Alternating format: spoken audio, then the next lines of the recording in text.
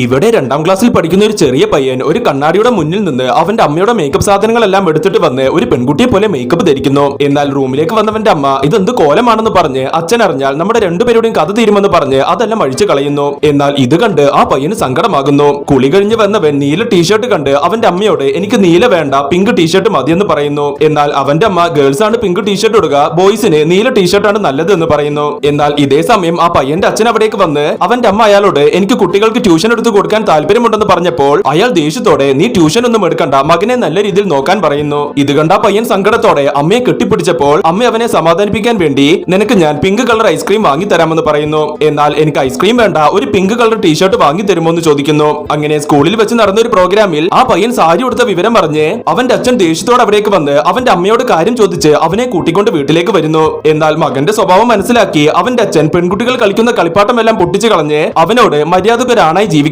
പറയുന്നു.